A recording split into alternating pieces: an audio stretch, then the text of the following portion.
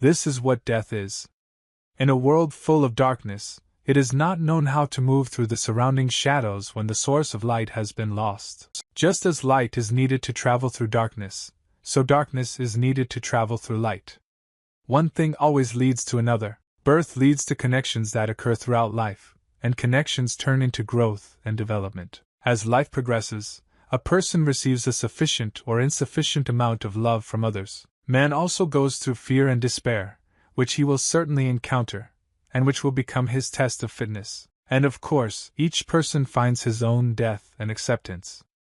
All this is the natural course of life. A butterfly appeared out of nowhere and landed right on the face of a man who was sleeping at that time. When it landed on his face, he felt it happen, and the realization of it made him wake up. It turns out that this man was in a boat, and he was being carried by his grandfather, who said that the obsidian butterfly is an extremely rare phenomenon. The man did not understand how he managed to fall asleep, because in recent days he slept very well and was not very active. Then the grandfather answered him that it was not very advisable to sleep here, because the waters here were very dangerous. This man's legs hadn't even woken up yet, and by saying this, he demonstrated that he was not at all afraid of what he might encounter. The grandfather did not understand why young people constantly come to this hellhole, and asked if the man knew what they said about this place and its history. He asked him to relax. In his opinion, danger is just another part of life, and everyone chooses to run away from it or not. And someone wants to face this danger face to face, and is always thirsty and waiting for the right moment. As soon as the man said this, he immediately pushed away from the boat in which the grandfather was, and with such a strong impulse he almost fell overboard. The grandfather began to shout after this man that he should not move there, because it was very dangerous there. While in flight and at the same time drawing out his sword, the man thought that all people hear different stories, and in the end they turn out to be the same.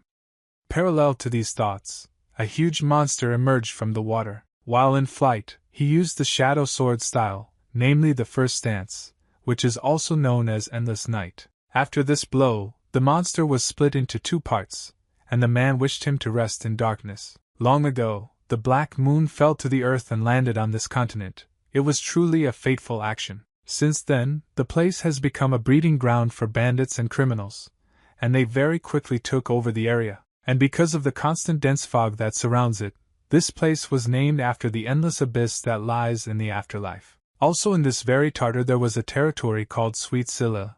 These were the outskirts of the cake, on the island of the sea people. The man didn't care about all the dangers, and he said that he came here to enjoy the company of the sirens and try their famous sake. It was unclear whether his grandfather listened to him, but the indifference was visible in this man from a kilometer away. After walking just a few meters, he came to a local bar, and realized that he couldn't just enter. He began to look around to see if June was nearby. When he realized that there was no one nearby, he sighed heavily, and at the same time thought that the old man was acting a little strange. For some reason, this grandfather thought that the man was not local, and therefore tried to warn about the danger. But this thought was not particularly important, so the man did not think much about it, but instead moved into action and opened the doors to the bar. There was quite a large number of people inside, and everything was illuminated with a muted blue light. This man's name was Lackey, and he was a real Ronin. When he saw how many people were inside,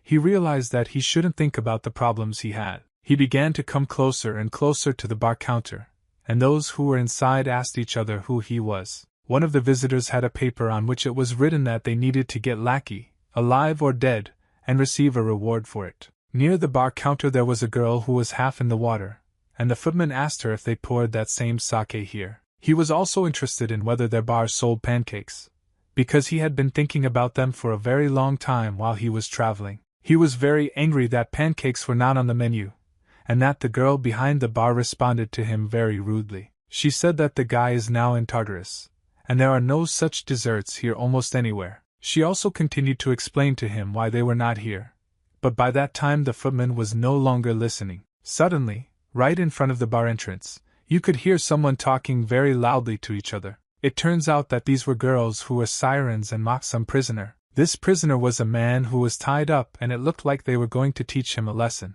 The girls said that they were glad that they caught this blacksmith, because he forged strange weapons for the clan of the greedy Charybdis. He ordered him to be released, and asked the girls how they even dared to deceive him in such a way. One of them said that he himself was to blame, because now he had to make a choice and start making weapons for the sweet Sila, or just die. He told her that he initially took on this work only because he thought it would serve a good cause. He also added that their race is already small in number, and therefore there is no point in them fighting each other without any reason. The man offered them a peaceful solution instead of completely destroying each other. But the girls did not agree with selling themselves. Suddenly, a group of men who were at a short distance from these sirens noticed the prisoner. They looked very confident, and some of them immediately drew their swords. The one who was above all the others asked why men are suddenly to blame. After all, they are just trying to save the entire race. In his opinion, if in order to save the race all you need to do is sell a few women a month, then this is a good option. But the siren began to shout to him that men generally have no right to decide their fate for them, and they cannot think about the future when lives are at stake right now. Then the man became angry and said that if Todd did not want to obey, then in that case he would force her. A group of several men drew their swords and prepared to attack. This attack was not particularly fast, so the siren girl had time to think. Therefore, she ordered her subordinates to also prepare, because the battle would be fierce. The captured blacksmith, meanwhile, asked them to stop, because there was no point in this fight. By that time, the footman had already moved closer to the street and heard the entire conversation from there. He also drew his sword and prepared himself, because he saw that the men were very determined. Moving close enough, his eyes glowed green and his face became more focused. He struck the first lightning strike right between the siren and the man who wanted to attack her. After that, the number of blows only became larger, but the bulk fell on the center. After Lackey made all these blows, he began to land on the ground. And when he found himself on it, he realized that after such powerful blows, the consequences were also quite significant. In the place where he held his sword, a large crack passed, which destroyed the road and a piece of the wall. Both sides began to shout at him, asking who he is and why are you interfering in the showdown. One of the male sirens suggested that this was the same swordsman, but could not understand why this time he decided to get into trouble. Then the lackey said that they could fight among themselves as much as they wanted, but there was no need to involve outsiders in it. Siren approached him and notified that the person who was bound had already made his choice one day. With one movement of his sword, the footman freed this blacksmith, and now his hands were not tied with rope. He immediately asked the blacksmith if he was okay and called him Shorty. And he reluctantly replied that everything was fine with him. Suddenly, out of the corner of his eye, Lackey noticed something, and very quickly realized what could have been the problem all along. He extended his hand forward, thereby attracting some object towards him, and literally within a few seconds this object appeared in his hand, and this object spread violet energy around itself. Suddenly, the bodies of all the men began to change, and for a while they became translucent. Their heads began to hurt very badly, and at the same time they began to experience unbearable pain. The most important of them, after 5 seconds, asked himself what he was doing and how he got to this point. The lackey realized that this was a problem of discord, and was already thinking about what to say next to all these people. The blacksmith, who also rose from the floor, asked Ronin if he had also noticed this creature. Siren asked what they were talking about, and what was really going on here. The lackey told her that seeing how the men's minds were freed immediately after this creature passed out, everything became clear. It was safe to say that this organism somehow controlled their minds, directly influencing them. Kuznets said that in Russia this is truly a terrible ability that can take control of the victim's mind. Having looked closely at this entity, the man said that he simply could not believe it. There was some kind of inscription on this creature, and the man realized that it meant something about the king. The sirens, along with everyone else, began to whisper among themselves, because this was very bad news. One of the girls even said that it looked like the end of times was approaching. Ronin asked them to relax. After all, they all must try to forget everything that happened between them, although this will not be easy. And so be it, he will do them a favor and take this creature with him away from here. The footman said that he would do this for their entire race, if, of course, they offered him some pancakes in return. Well, then the girl from the bar said that they didn't have one and asked him to stop asking. And then the footman told her that he only needed a little sake. According to the footman, This girl acted just like June, despite the fact that he was sincerely trying to help them. One of the men of this race asked if he was sure of his words, because this creature has the power to influence the mind. Well, then the lackey replied that if the creature could control anyone, then it would force the blacksmith to forge weapons for free. One of the sirens decided to ask the stranger who he even is, since he wants to help the race. Then a smile appeared on this guy's face, and he was deep in thought for a short time, and after a few seconds she said that he was a lackey. Ronin in search of pancakes. Everyone started talking, and mostly they talked about who he was, and the other half was interested in what this new dish of pancakes was. While the lackey was examining the creature, which turned out to be unfamiliar to him, the blacksmith asked him if he was the one who challenged people to a duel. Suddenly a man approached them, who ordered them to be careful with those he saw now, because you shouldn't bite off more at a time than you can afford. In company with this man were Liv, Bakery, and Clytus himself. All of them were from the Golden Garden Guild. And Clytus told everyone that by order of the Guild of the Golden Garden and the Masters of Coin, they take this small island for themselves. The blacksmith could not believe that this was really happening now, and these people would really take the entire island for themselves. One of the sirens said that they agreed on a delay, and said that they would have the required amount very soon. But Clytus told her that they had not paid for many months, and this was the main reason. The mermaids took money as collateral to pay for these weapons, and the women weren't trying hard enough, and I wouldn't be able to meet the quota. He also added that there is no need to worry, because the guild will take care of almost everyone. And many people are willing to pay huge sums of money for mermaids. When Lamia heard this, she realized that they did not have the army and the strength to repel such an occupation. One of the sirens asked what they should do, because if they resist, they will again have to deal with the whole guild. Then the blacksmith told Lackey where he was going, because they must help these people, but he replied that this was not his problem. Suddenly, one of the mermaids took out his small axe and began to move in some direction. They began to ask what this old man was up to, because it was obvious that he had no chance. Then this grandfather began to shout that he could not, and would not live like this anymore. He prepared to attack, and notified Clytus that they had suffered enough and should now be left alone. Then Clytus said that he was glad that at least one fighter appeared among everyone. Instantly he used the wind blade whirlpool technique and sent it straight towards the elderly man. The mermaids looked at everything that was happening instead of the sirens, and saw how the enemy managed to deal with their relative with one blow.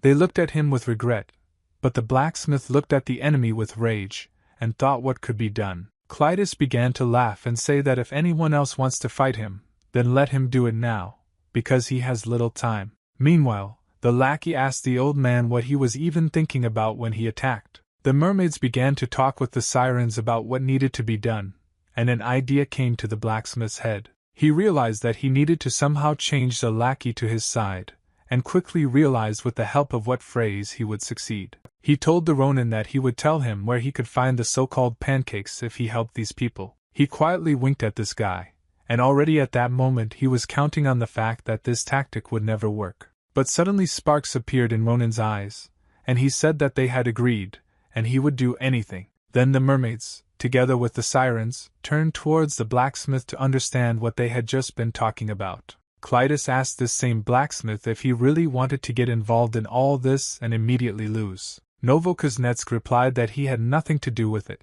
His friend just wants a duel right now.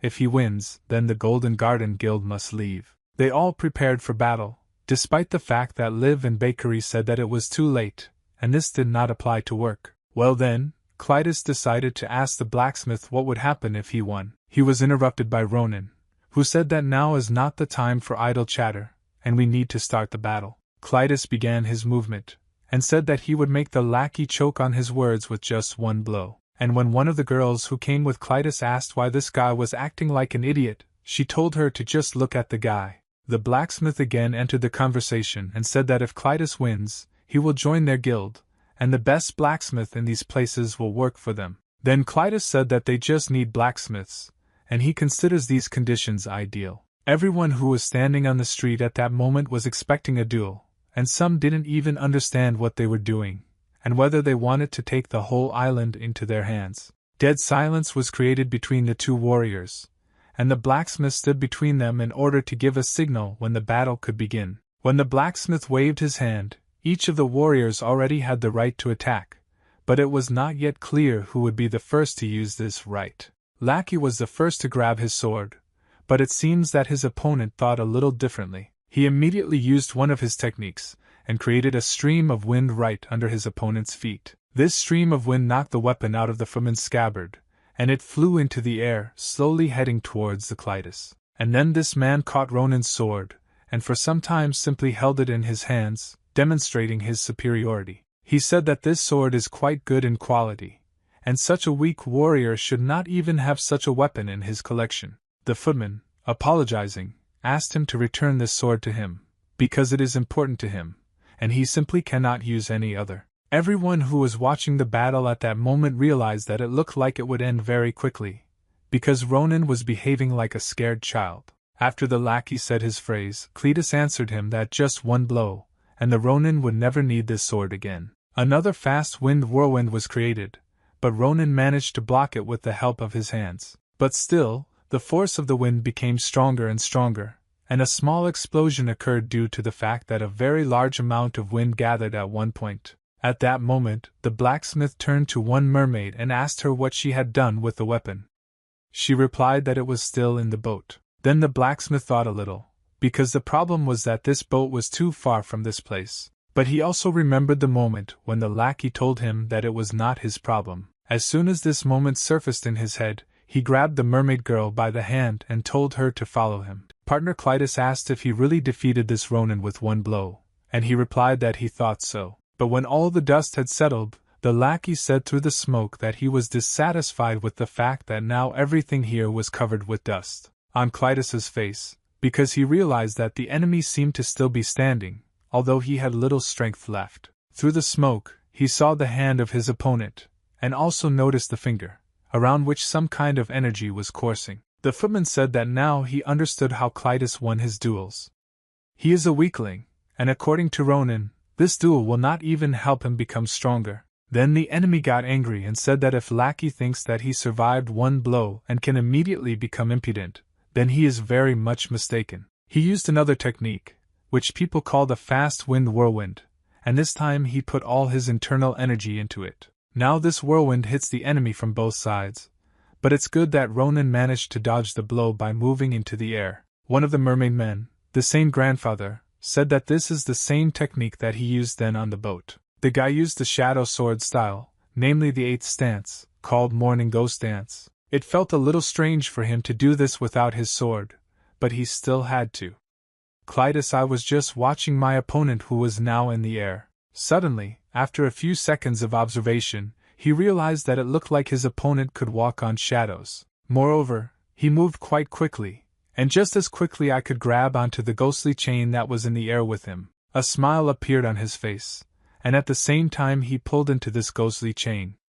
He said that he would take this sword back to himself. Clytus did not immediately understand how he was going to do this, but he also realized that he could not get away from this. The lackey pointed the chain towards his sword, it spun around its base, and the sword began to fly into the hands of the owner. Now Ronin's weapon was in his hand, and he said that he was glad that the artifact had returned to its rightful place. Clytus said that now he will fight with all his strength, and show this newcomer what real strength is. But it seems that the lackey didn't care about these words, and literally a few moments later the sword was already flying at high speed towards the enemy. Ronin moved through the air with the help of ghostly objects created in flight, from which he repelled. Suddenly, flying quite close to Clytus, he noticed something was wrong, and realized that he needed to change his tactics a little. At the same time, the enemy told him not to even think about the fact that he could land safely now. A double whirlpool of wind blades was created, which was aimed directly at Ronin's body. Well, Lucky, in turn, used the shadow style of exchange, and specifically the first stance of this style. And thanks to this, the speed of his movement was almost equal to the speed of light, and he quickly moved to the ground. However, very quickly, Clytus realized that he had not only moved to the ground very quickly, but had also managed to launch a counterattack at the same time. It was an endless night, and Lackey was able to inflict a lot of damage on his enemy with just one blow. He could not believe that this happened after just one missed blow, and also realized that he was dumbfounded. His body fell to the floor, and the Ronin, in turn, raised his sword above his head, demonstrating his superiority. But it turns out that the sword was raised to the top for a reason.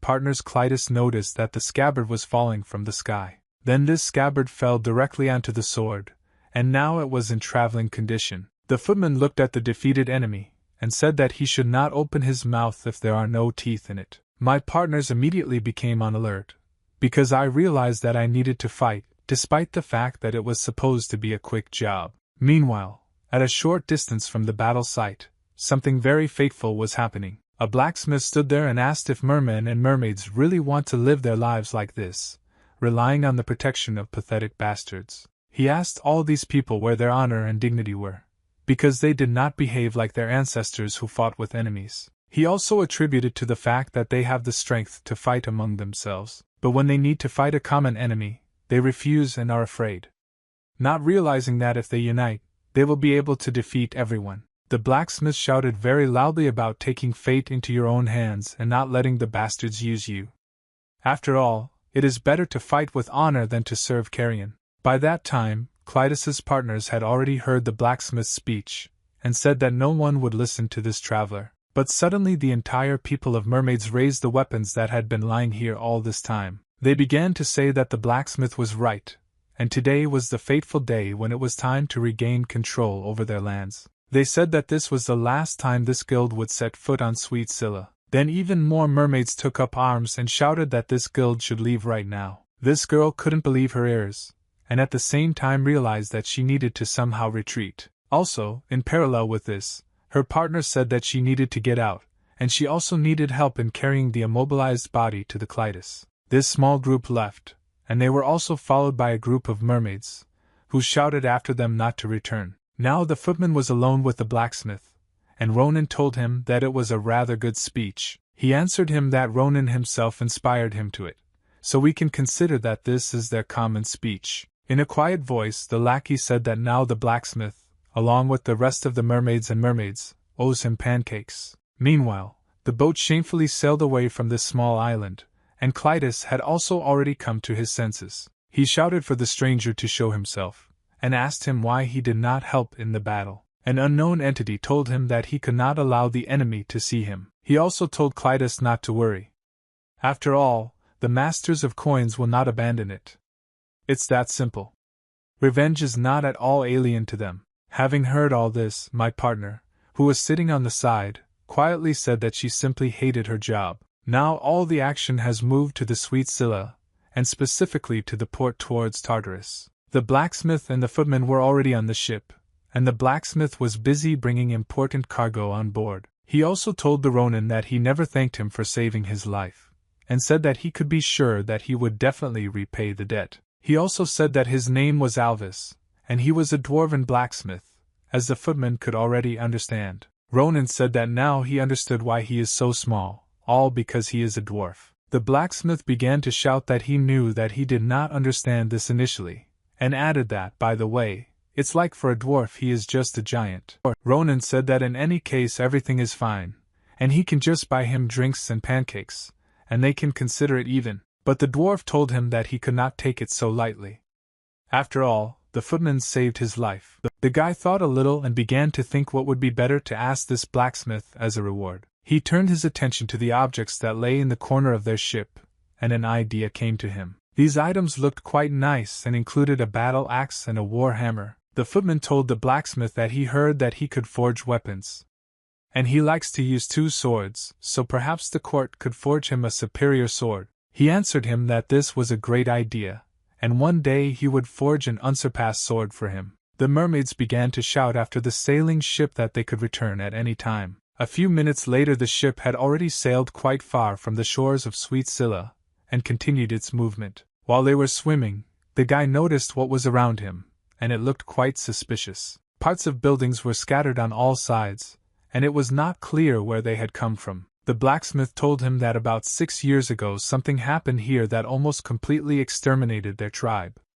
That's why there are so few of them left. The lackey could not realize that this happened so long ago, because for 6 years it was really as if in a previous life. He said that now he understands everything, and also added that you can't constantly think only about the bad. After all, He is sure that from now on they will work together, and at the same time work for the common good. The blacksmith answered him that this is beyond any doubt. The wind created conditions for them, being in which it is now possible to act only together. The mermaids looked at the gradually disappearing ship, and one of the representatives of the male mermaids thought very deeply. He remembered the footman's words that he should try to forget everything that happened between them, despite the fact that it will not be easy. He approached his brothers and decided to say that they would now need to do something that they did not want to do. Approaching the mermaid women, they knelt down and apologized to the entire race. Also, one of them said that even though they were controlled, they still feel responsible for what they did in their time.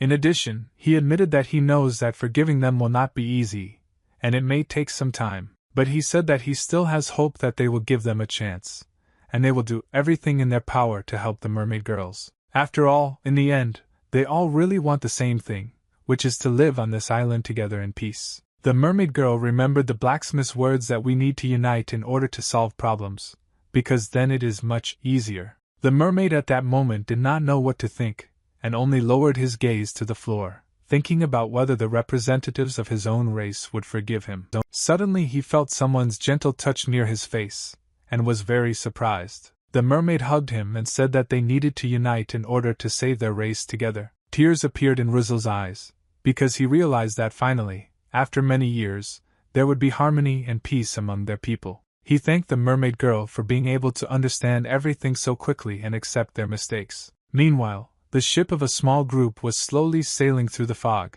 and it seemed that the road still had a long way to go. Therefore, the blacksmith and the footman decided to drink a little, and poured them from a bottle so that everyone could have some sake on board. Ronin took her first sip, and could drink the entire contents in just one go. It was a little more difficult for the blacksmith to do this, but still he also emptied his small glass instantly. After this, the dwarf said that since the trip to the shore would be long, he would like to ask one question. Looking at the Ronin pendant again, he decided to ask if he was a member of the Kaiga clan. The lackey told him that he was not exactly a member of the clan, and in fact the story there was quite complicated. It could be said that this clan took him in when he was still a small child. Then the blacksmith told him that in his entire life he had never heard of the Kage clan taking anyone into their fold. But Ronin said that this is true, but he assumes that at that moment this choice was much wiser than simply throwing him out. The footman believed that 6 years ago he repaid them, because then something strange was happening in the village of Cage, right near the main gate, which created a wave and a cloud of dust. All the civilians who were near this gate at that moment were very scared, because they thought that it could be an attack. One of the men who was standing nearby also noticed that something had happened to the gate. He noticed that the guards who stood nearby were also scared, and one of them was unconscious. Therefore, this man gave the order to June to stay here and wait for the moment when he comes. Residents began to panic and scream that the gate was destroyed, telling everyone around that they needed to run away from anyone the monsters got inside. The man ran to the bell, which was located nearby, and grabbed it by a special thread. He couldn't let anyone get hurt, so he had to warn everyone that something was threatening the village. The bell began to ring louder and louder, and within a few seconds all residents knew that it was undesirable to leave the house. The sound stopped getting louder and louder, and the attention of all those who were nearby was focused on the cloud of dust that was near them. This cloud was quite thick, and suddenly people noticed that there was still someone there. June also watched all this from under the cart, because he, as a child, was very interested to see who was there. Suddenly, a wounded boy appeared from the dust, asking where the damn butterfly had gone. The man who stood near the bell could not understand that the child had forgotten here, and was it really he who destroyed the gate? The boy who went inside the village looked at the small number of people who had gathered in the center near the bell. This man was Munisai, a former adventurer and part-time owner of Dazdo.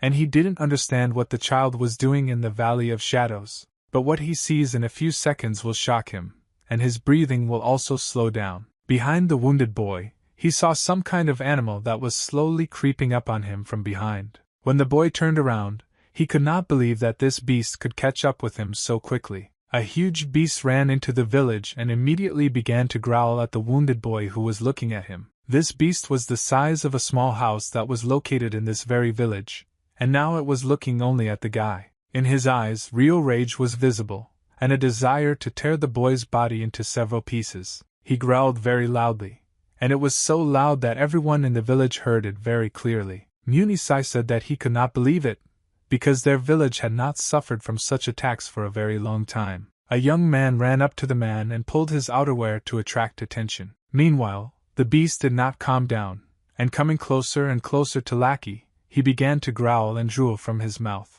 Quietly Ronin he said that he did not expect the beast to catch up with him so quickly, and at the same time took out his sword. Then he pushed away from the place where he had been standing all this time in order to find himself above the head of his opponent. Despite the fact that this happened quite quickly, the beast still looked straight at him, waiting for him to approach. Munisai couldn't understand what this guy was up to, because this opponent was really very strong. The guy tried to deliver a vertical blow straight to the enemy's neck, but the beast managed to dodge. After he dodged this blow, the beast turned its head towards the enemy and roared even louder. By this point, Lackey had already realized that he was not going to retreat, and it looked like this battle would be final. He didn't understand why everything had become so complicated lately, and now it was no longer possible to simply scare the enemy away. He clutched his sword tighter and said that in fact he only wants one thing, and the beast can arrange it for him. The lackey only wanted this beast to get out of here and never appear in these places again. Munisai couldn't just watch some strange child defend their village, but it is possible that, as a result of recent events, this is all that this man's body is now capable of. He looked at the badge that was in his pocket, and immediately changed his opinion about the state of his spirit and body. The man told himself that he had to do something, and he needed to even the score at all costs. While he was talking about this, a small explosion occurred near the gate, and he immediately covered June with his body. It turns out it was a blow from the beast with its tail, and it looks like the guy was unable to dodge it. A new wound appeared on the body, and now blood flowed profusely from it. The lackey quickly realized that he could no longer take such blows, otherwise a couple more of them and he would definitely die. Munisai looked at the mortally wounded child and could not believe that this was really happening. In addition, suddenly Ronin called for those two to get away from here, because it is very dangerous here. Munisai ordered June to run away from here and bring guards while he stayed here and helped this stranger. June answered him that if Munisai fights, then he should help him too. Then the man replied that now is my time for insolence, and he really needs him to immediately bring reinforcements here. June realized that perhaps he clearly could not help in battle, but at least he could bring help from the other end of the village. He also looked at the stranger's body and heard his deep sighs, due to the fact that blood had already entered his respiratory tract. June immediately turned around and began to run very quickly in order to quickly bring help. The guy who had just arrived in the village saw that a man without one leg was coming closer to him, so he asked if he wanted to fight, and the Munisai told him that he couldn't let some shady kid fight for him. The guy asked not to stand in his way, because this is actually his responsibility. Munisai remained silent, but at that moment I thought that this guy was very strange, but it was obvious that he was quite a brave warrior. Whatever the price, the man could not let this monster get to June. After all, the world had already taken enough family members from him. Looking at the beast, the man said that this battle would not be easy, and the guy told him that simple battles are only for weaklings. There was still a very large hole in the gate through which the beast would not have been able to get inside the village not long ago, and this beast was still full of strength. I saw that there were some wounds on both sides of his body. The two warriors looked straight at him and prepared for a very fierce fight. Focus was on the young guy who was preparing to carry out an attack right now.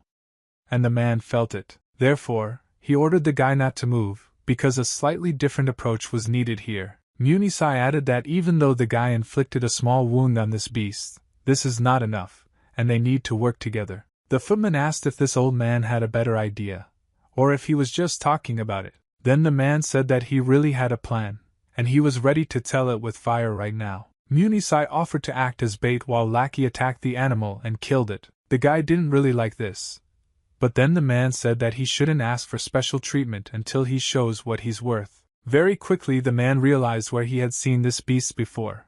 This wolf had actually once been Cerberus. Initially it was a three-headed beast that lived in the Valley of Shadows, and which instilled fear in every inhabitant of these lands. The man could not believe that he survived after Tori, his wife, cut off two of his heads. She sacrificed her life to take him away, and yet he came back again. And even despite the current state of the Munisai, they will certainly be able to cut off its last head, which will immediately lead to the death of the beast. The man used the second stance of the Venus autumn moon, and sent a stream of harmful energy directly towards Cerberus. This energy spread quite quickly, and spread the air in front of it, rapidly approaching the target. But it seemed like the beast was ready for this attack, as his eyes became more focused when the man used this technique. He quickly made a jerk to the side, and all this energy passed by, and the beast remained unharmed. This energy reached the rock and very quickly dissipated into the air, and after a couple of seconds it seemed as if it had never existed. Munisai thought that he was not even sure that Cerberus could dodge fast attacks so quickly. It looks like he really lives up to his title of Great Beast.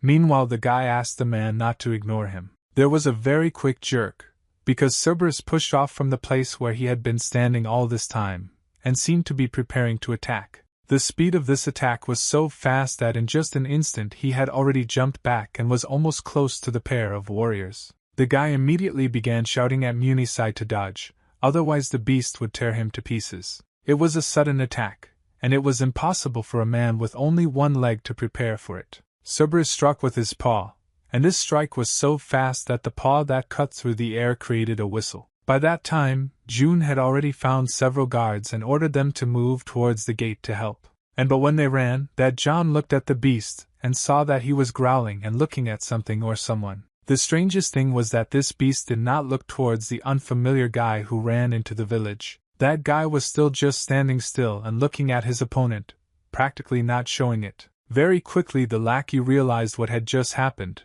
and it could not help but leave a mark on his soul. This man just covered him with his body. John, when he realized this, could not hold back his tears, because he realized that it was almost impossible to survive such an attack. Now June's father was lying in front of one of the stone walls, into which he had flown after a strong attack from Cerberus. The guards who ran up to the battle site very quickly identified Munisai, and realized that he was lying unconscious near one of the walls. Also, in parallel with this, June began to run up to his father's body, and so the lackey began to shout to him, ordering him to stop. But he had very little strength to move, despite the fact that he really wanted to stop June. By that time, Cerberus had already paid attention to the small child who began to run up to the body of his father. His eyes glowed and it looked like he was ready to launch another merciless attack. The stranger again shouted to the child to stop and take cover, as Cerberus was preparing to attack. By that time, the beast was already preparing to attack, and swung its tail. He hit two guards who were standing nearby with his tail, and from such a powerful blow they flew several meters away. Their bodies fell to the ground and they were immobilized for a while, unable to even stand up. The lackey who watched all this could not understand why this was all happening, and why everything was so bad. He will somewhat agree that all these people are going to die just because he brought Cerberus to their village. After the beast eliminated the two guards, it turned its head towards the child. June was standing next to his father at that moment, and asked him to wake up and stop pretending that he was sleeping. The lackey, meanwhile, blamed himself for the fact that this all happened. He had absolutely no strength to fight further. He couldn't let this happen again, so he had to find the last of his strength to carry out the attack. He noticed that the beast had already come quite close to the boy, which meant that he needed to act immediately. It looked like Cerberus had already gotten into gear and was going to eat this child in one bite. June felt this and turned his head towards the enemy, already realizing that he would definitely not survive today. Well then, with the last of his strength, the guy pushed off the ground and took the sword that he saw on the ground in his hands. He stood right in front of the Cerberus, who had just wanted to attack June. The little child realized that this guy wanted to save him, and in this situation he had to run away, but because of fear he was paralyzed.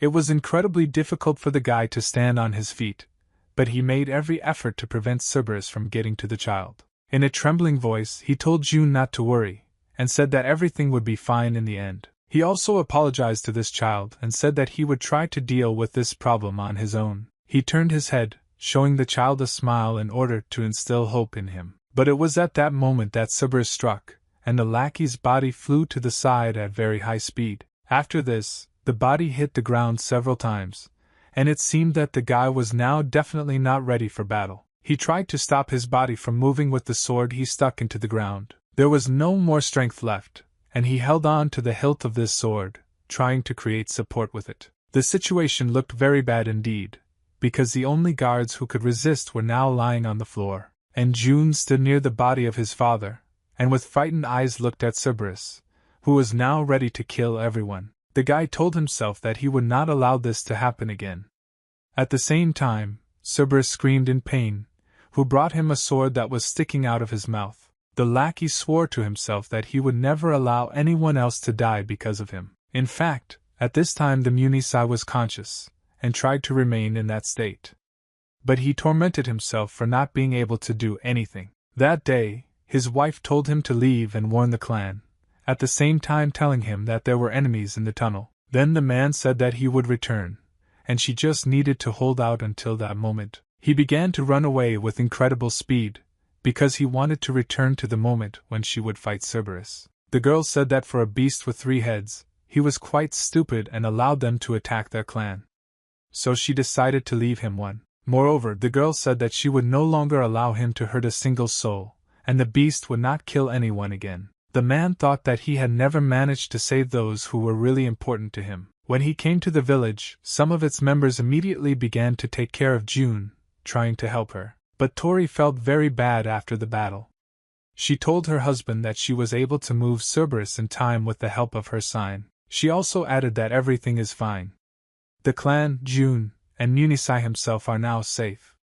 And Tori didn't need anything more. Tears began to appear in her man's eyes, and despite the fact that he said that he could not live without her, she replied that he would have to for everyone's sake. Leaving this world, Tori told him that he would have to come to terms with the past and accept the darkness. She also asked to tell June that she had always loved her, and would love her for an infinite amount of time. After that, she closed her eyes forever, and the clan lost a very important person. The man could not cope with the loss and walked around in a depressed state almost all the time. He didn't understand what use he had at all, because he couldn't even protect the village from this very Cerberus. He tried to open his eyes, and saw a beast in front of him, and June stood even closer to him. When the Munisai opened his eyes further, he saw that his sword was in the mouth of this animal. The realization of this added strength to him, and June believed that her father was showing signs of life. Cerberus was in great pain, and he tried to get the copper out of his mouth,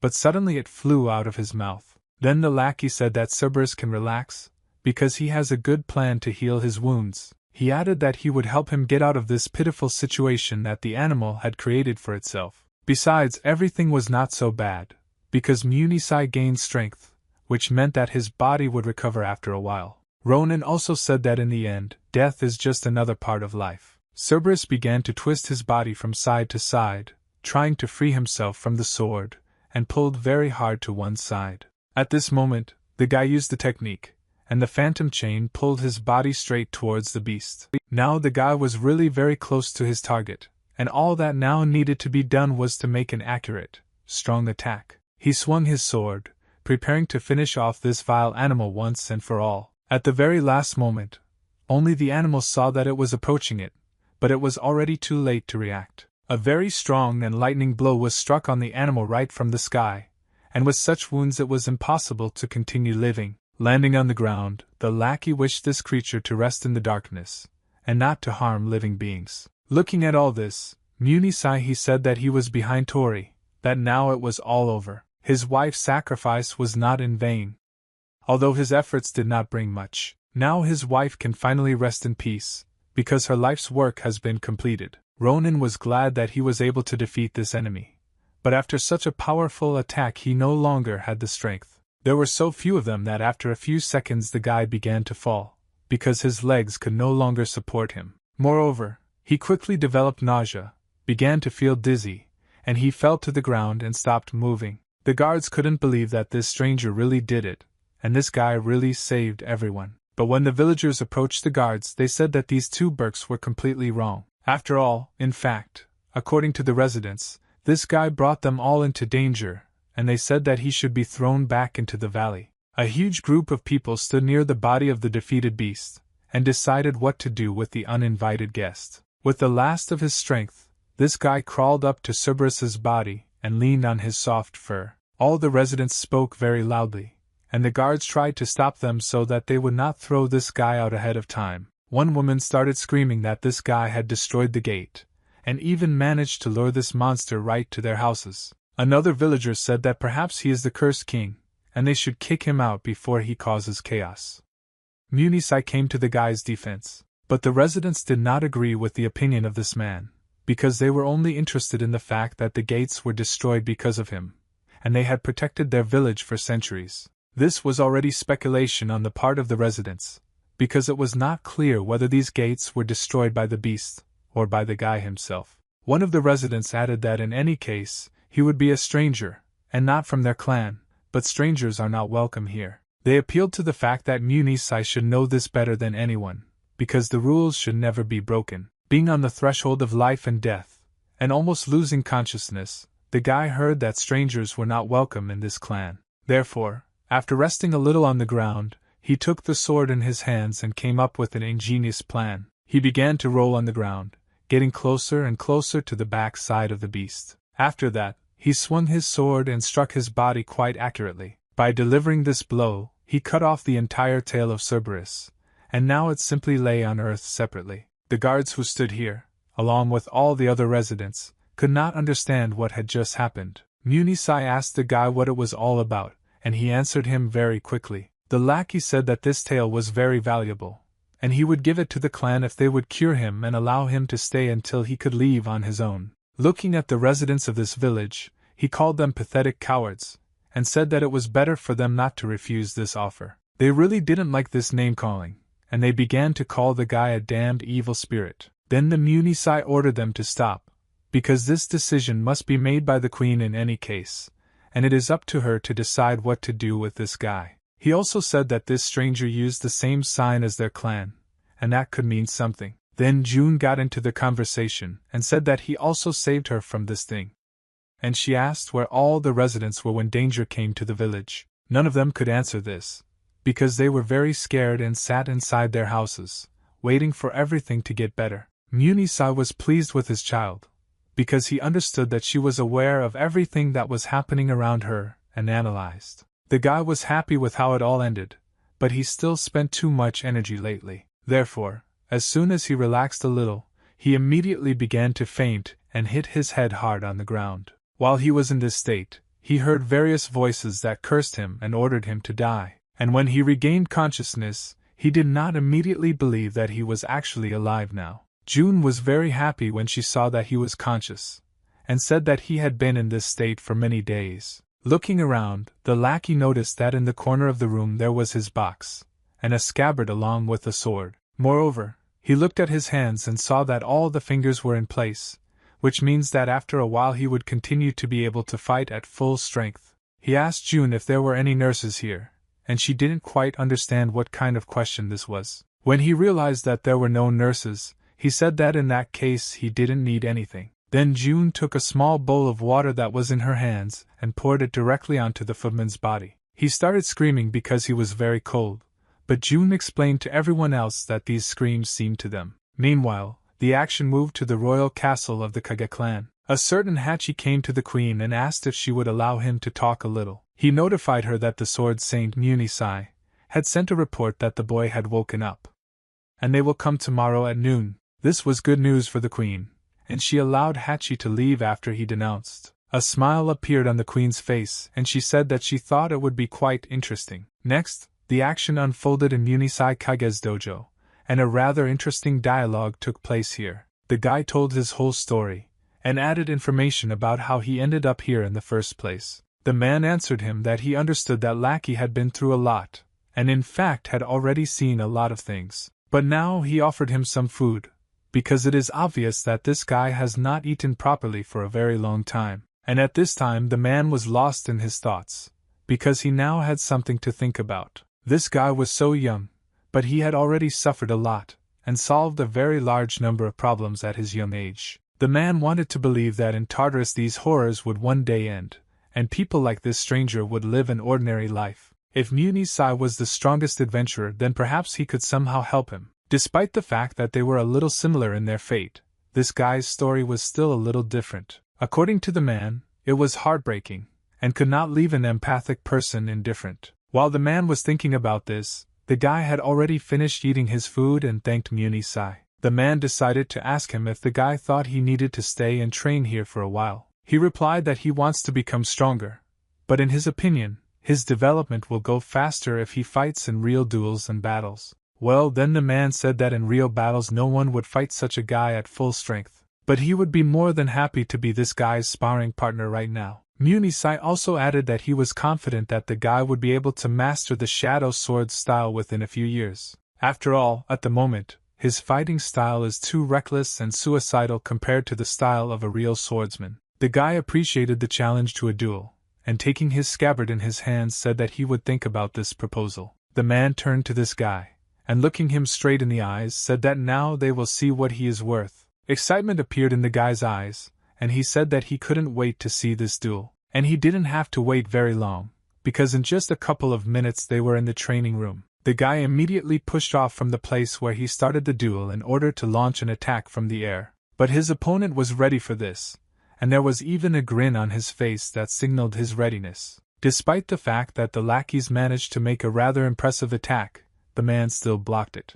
Moreover, he quickly dodged, and a moment later found himself in the unprotected zone of his sparring partner. And he had enough time to carry out a counterattack and eliminate his enemy. At the last moment of the duel, the guy turned his head towards the man in order to see what was happening there. But at that very second a blow came straight to the head, and for a while the guy even lost consciousness. Munisai told him that he was indeed very strong for his age, but he also said that he still had a lot of vulnerability. The guy didn't even understand anything and didn't see how his sparring partner was moving after that blow. The man continued, saying that the guy has no style, and he just swings with a sword.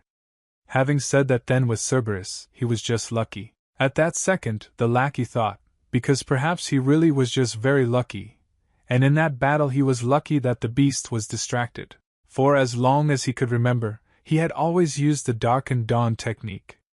And every time he used it, it seemed to him that something was missing. Maybe, in the guy's opinion, he just lacked the sword style. And this was the problem all along. Darkened Dawn was a good name for a technique, but the man knew very little about these skills specifically. Therefore, the man told the guy that he needed to understand for himself what he was missing.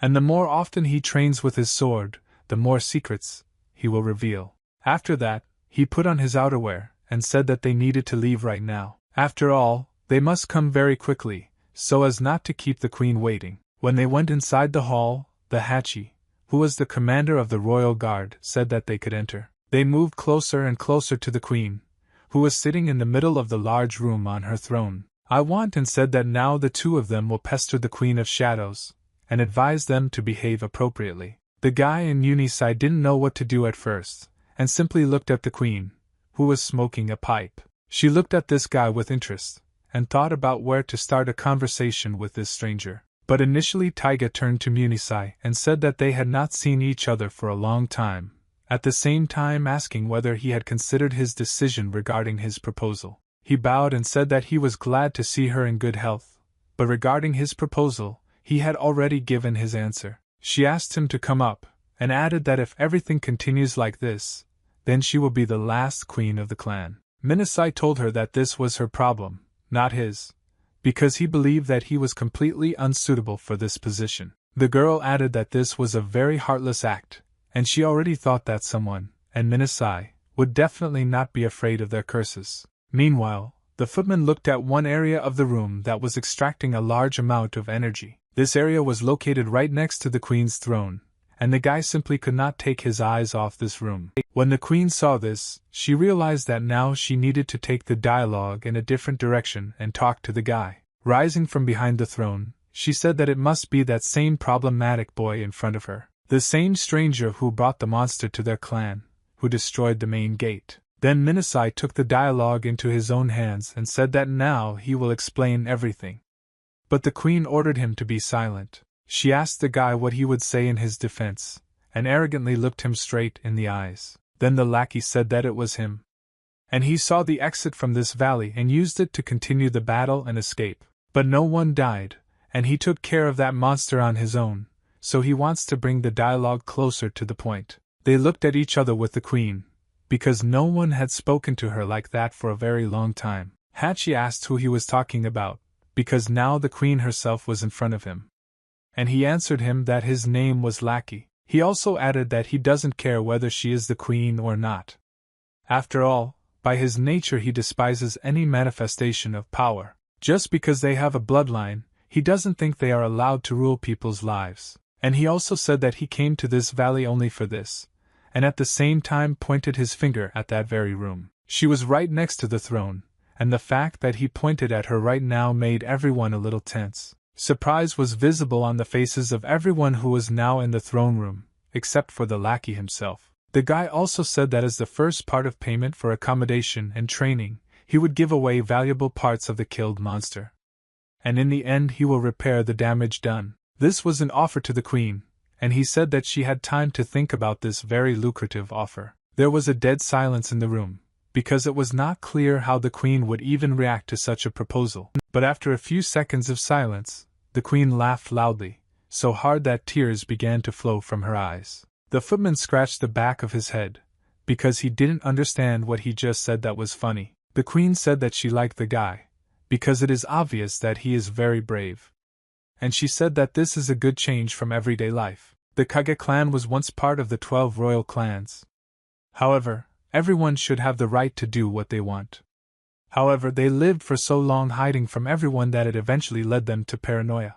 And thanks to the events that have transpired, perhaps the queen can convince the clan to once again resume contact with the outside world, and she has decided that it is time to stop hiding. The guy asked if he could stay, because he could not draw any conclusion from these words. She said that she heard that he has the same sign as the entire clan, more specifically, it is the sign of shadow control. The queen said that although this happens rarely, some children accidentally inherit the mark of other clans.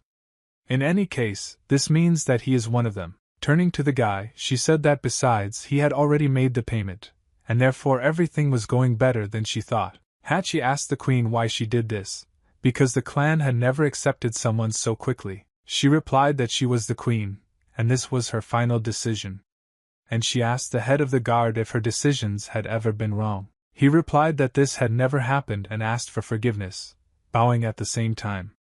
Minasai also bowed, forcing the guy to do the same. But even when the guy bowed, he still maintained eye contact with the queen, which said that, however, there is something that needs to be clarified right now. She looked into the eyes of the lackey and asked him to answer now as honestly as possible. The queen of the large clan asked lackey if he was in fact the king. The main hall was shrouded in silence, as it was obvious that this issue was very important to the queen. The guard commander also looked at the guy.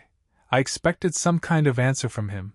He sees the answer was important for him too. But suddenly the footman said that he did not know who the kings were, and asked the queen to tell him what this meant. She and the guard did not appreciate this joke, but very quickly realized that the guy was not joking at all right now. Munisai, who brought him here, also felt shame because the guy he brought did not know such Azov. The queen asked the guy if he really didn't know who the kings were, or if he just decided to joke. She immediately turned her gaze to the Munisai in order to understand the truth from his gaze, but he just pointed his finger at the guy, as if suggesting that he looked like someone who really might not know this. Then the queen laughed again and said that the footman was indeed a very strange guy. Therefore, she ordered Hachi to tell briefly about the kings, and how they came to be. The guard commander said that if the queen insists, he will do it right now. The guy thought about where to start, and after a few seconds he decided that it would be best to start from the very beginning. The man said that more than 900 years ago, before the Black Moon crashed, a fateful event occurred. The world that people knew has changed beyond recognition. Many islands sank to the seabed, others rose straight to heaven, and now the world was no longer similar to the one that had existed all this time. And right in the center of the world a huge tree appeared, which impressed all living beings with its enormous size. Well, more importantly, most people began to discover the abilities that are now widely known as science. And as one might assume, after humanity received such an incredible gift, the whole world was in chaos. This became the beginning of the so-called era of struggle for the throne, where everyone wanted to snatch the throne and control something. After several decades of fierce struggle, people began to notice the existence of kings and their curses that death brought with them. Their foundation completely changed the world, and these changes were even more significant than the appearance of the great tree. One day, two people with different signs got married, and their child was born with a birthmark on his body, and gained the potential to awaken two signs at the same time. These people are called kings.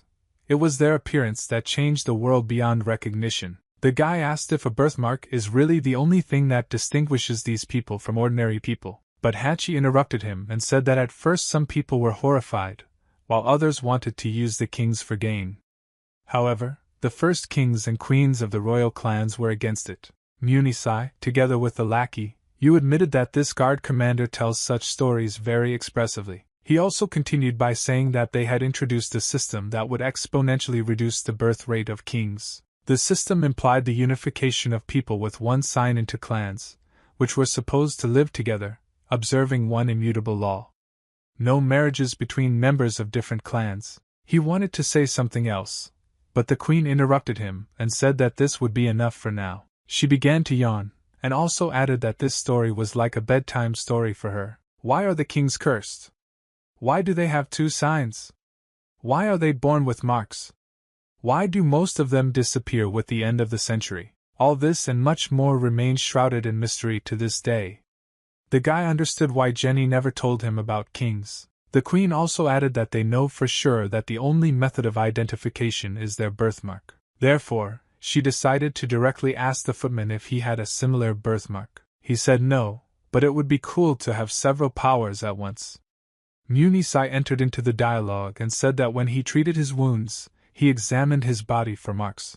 The queen decided to take Munisai at her word, but at the same time she was sorry, because she would like to see her at least once. As she walked away, she said that if anyone had any complaints about her decision, they could come straight to her. Munisai bowed again and said that he was grateful to the queen for his decision. She asked the man if this was his attempt to accept his own, but the man did not answer anything, because at that moment he was thinking about whether this was really so, since even the queen was able to analyze it.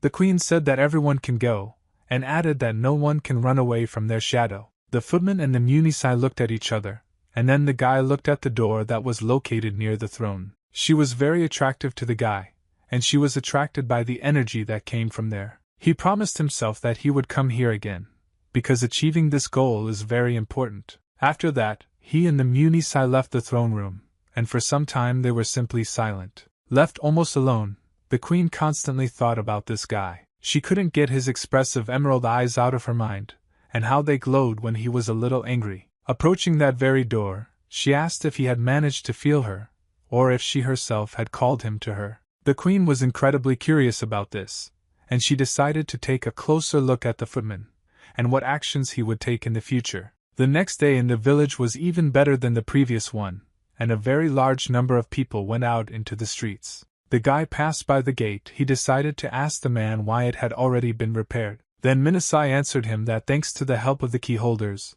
this was done quite quickly. Then the lackey asked who these keys were, and the sight told him that it was a long story, but the guy no longer had to worry about it. Walking together after the man, he said that he was not worried about it at all, and hurried after him. The population of this village was not at all happy with this guy and the way he treated the people who repaired the gate. After walking several streets, they found themselves in place, and June immediately met them at the house. The man took the guy to his room and said that he could take it. If he needed anything, he could come straight to him. He also added that the healers did everything they could, but the guy still needs more time to fully recover. The man advised the guy to rest, because his training would begin very soon. The footman fell on the bed and said that he had not felt such comfort and peace for a very long time. June came up to him and just looked at him silently for a while. The guy felt this look on himself and decided to open one eye in order to find out what she came for. Then she said that since the guy will live here, he will also help. The footman told her that there was no need to worry, because he took his duties very seriously. Munisai heard this conversation and began to approach the door in order to leave the guy alone in his room. Falling onto the bed again, the footman told June that she simply shouldn't interfere with his training, and that's all. Well, then June said that she was the best student in the dojo, and she needed to be shown at least a little respect. The guy said that he should hardly show respect to someone who is weaker, and at that moment the Munisai said that it was time for everyone to go to bed. An inner voice told the guy that if he wants girls to be kinder to him, then he needs to notice all their changes in appearance. The guy thought for a bit, and decided to say a phrase that he had been thinking about for quite a long time. Looking away and blushing a little, he told June that her hairstyle suited her very well. Redness also appeared in her eyes, because she was a little embarrassed after this phrase. But then a cry was heard throughout the entire building that this was already clear to everyone. When the guy was sleeping, like all previous times, he couldn't fall asleep normally for a very long time. He took the small necklace and said Jay's name several times. The guy told this necklace that he met good people, and will stay here until he becomes strong enough. He also said in a whisper that when the time comes, he will definitely find what was lost. But suddenly an inner voice interrupted him. This voice told him that what was lost could no longer be saved. He began to feel bad because the voice said that it was all his fault.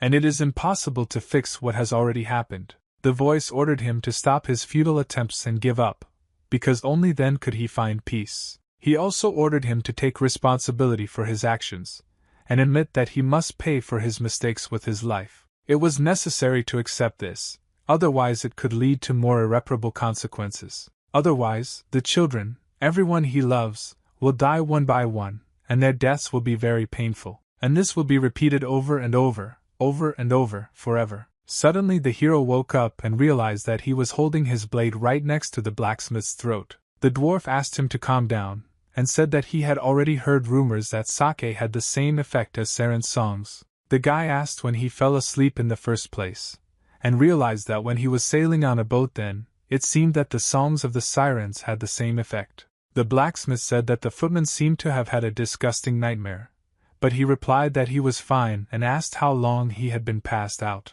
He replied that they were almost at the shore, so we can conclude that he had been sleeping for several hours. The footman looked at the shore, but suddenly felt a purple glow behind him. It seemed like there was a flow of energy that was harmful enough that the guy began to feel it very quickly. They immediately jumped off the ship, and from the shore began to look at the glow that it emitted. The blacksmith asked what kind of pressure this was, and the lackey told him that he was encountering something like this for the first time. Suddenly, from behind the boat, some form became visible, which seemed to be the culprit in the spread of energy. This was the same creature that forced the mermaids to act against their will, and which was able to partially absorb their consciousness. For some reason, this glow stopped getting brighter and brighter, and the blacksmith and the footman got ready. Suddenly this creature became much larger in size, and looking around I asked where it was now. It noticed two people in front of it, and without understanding, asked who they were. But very quickly this phantom realized that he had let his guard down, and used his third eye to penetrate the consciousness. It understood that among these two there is one who is much more powerful in battle and from whom great energy radiates. And so the creature decided to penetrate his consciousness.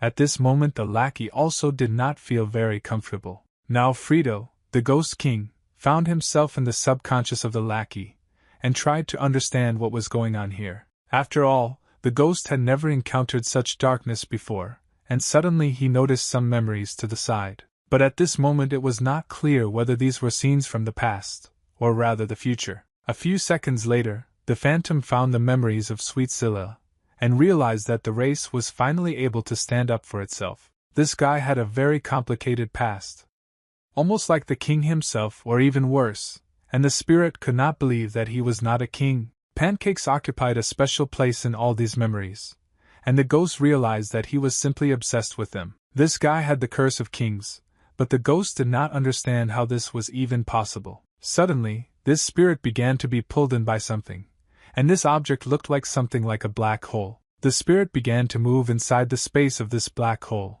and tried to understand where it would be now. But the understanding quickly came that he needed to get out as quickly as possible, before he was completely overwhelmed. Suddenly this spirit saw something above, and immediately drew attention to this entity. This essence quickly became some kind of flash, and it was reflected in the eyes of the spirit who was in consciousness. When the spirit moved to the present, he could not understand what it was, and where this guy got such a large number of curses. He turned to the footman and said that he had the curse of kings, but he was not a king. Then the guy said that it happened again, and he was already tired of explaining everything. The ghost said that he was interested, and he asked how many years the guy had been living with the curse of kings. And he answered him that it makes no difference, and added that he was already sick of everyone calling him that. He looked straight into the eyes of this ghost, and said that in fact he was a man, and nothing more. Then the blacksmith interrupted him and said that it turns out that this ghost is actually the king. The spirit began to fly around Lackey's body,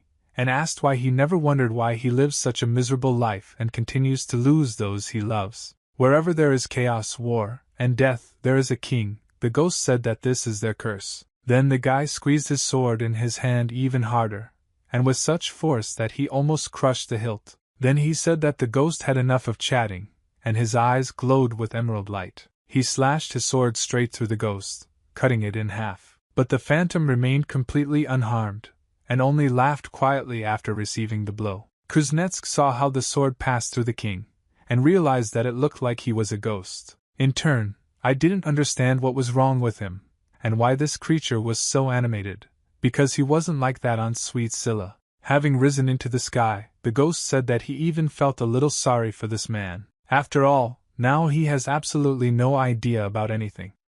But the guy didn't listen to him, but only asked whether it really seemed to him that this king was a ghost. The king laughed very loudly in the sky, and after that he said that he would now tell some bitter truth. The spirit asked the footman if he knew why he continued to hear evil voices as soon as he closed his eyes. The ghost asked if the guy now understood why he was haunted by nightmares and chaos around him. This is the curse. But the lackey did not answer anything, despite the fact that it became obvious to everyone who was nearby that awareness had now come to him. The blacksmith asked the ghost if he was also a king then, but he angrily began to shout that this was not so. The spirit proved that he was an ordinary person, and he did not have an innate mark, like kings, plus he had never awakened a second sign. The blacksmith said it was disappointing. And he felt exactly the same way when he first heard this story as a young man. After all, because of the kings, his clan could not enter the divine kingdom and marry angelic beauties.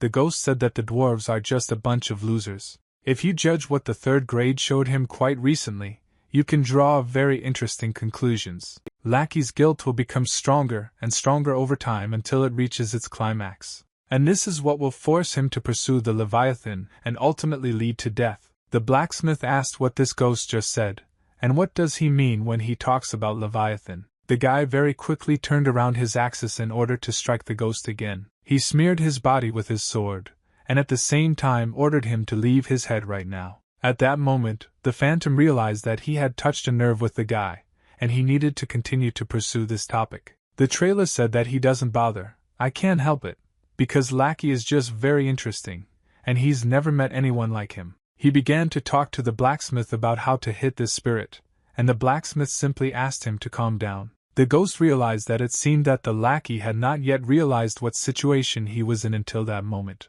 Therefore, he decided to tell him directly, and told the Ronin that he would now clarify everything a little for him. Looking straight into his eyes, the phantom said that no one can escape their fate, and the fate of the lackey is closely connected with this monster. He also added that he just had to see it with his own eyes, namely his reaction when they reveal all the secrets. Having dealt another blow to the ghost, the guy said that in his opinion this creature already knows everything. But Frito replied that his third eye, to some extent, has the ability to predict fate. So if Lackey continues down this path, it will eventually die, and there will be no way to get away from it. He recalled the words of the Kage clan that they repeat over and over again. You can't run away from your shadow. The guy started screaming. They say that if he could predict fate, then where was this ability when he got in the way of his blow? The ghost was offended and said that it was an accident, because he was distracted by the dwarf's sign, which did not allow him to enter his consciousness. The blacksmith said that his mother made him this pendant so that he could find a wife. The guy began to peer at this sign, because he could not believe that some kind of amulet could protect this blacksmith. The ghost ordered the dwarf not to lie, because everyone knows that only witches can make such signs. He also said that he could say what he wanted, and advised the dwarf to stop hanging around this man, otherwise he would lead him to death. After all, this guy will also lead to the death of many others. Consider that with this warning the phantom was paying him for taking care of him. The dwarf told him that he was just rambling on, and there was no reason to worry. After all, fate will be on the side of the blacksmith. Then the ghost said that he could do whatever he wanted, because his main task was simply to warn. The ghost again turned to the footman and said that he had another curse that originated in the ancient clan of hunters. Only a washed black blade can defeat the eternal earth. The ghost asked the guy to remember this phrase. His body began to evaporate, and he added that he would continue to watch his fate from the shadows. After all, this should be interesting for some time. The blacksmith will take it upon himself to believe that this ghost really disappeared so quickly. At that second, Frito realized that most likely he, too, could not see the blow coming because of his curse. And this is what happened when he tried to do something he doesn't usually do. Frito hoped that now the guy would come up with something better.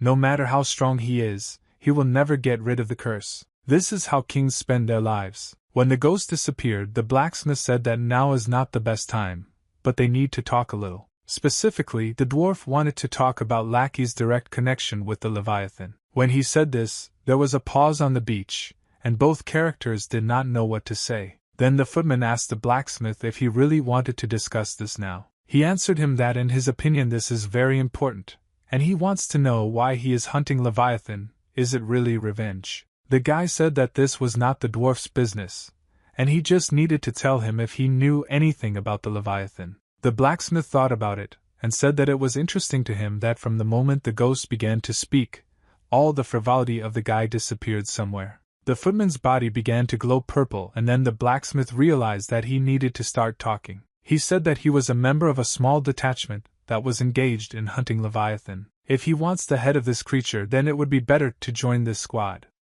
After all, he is sure that the chances are higher in the team. The footman said that this was his own business, and he did not need help to carry it out. The blacksmith could not understand what kind of pressure the lackey was emitting, but it spread more and more. At some point, the blacksmith closed his eyes, because he was very afraid of what he saw with his eyes. At that moment, he was only thinking about what to say next, so as not to offend the Ronin. The blacksmith said that he already knows that the guy is incredibly cool, but defeating the Leviathan alone is impossible.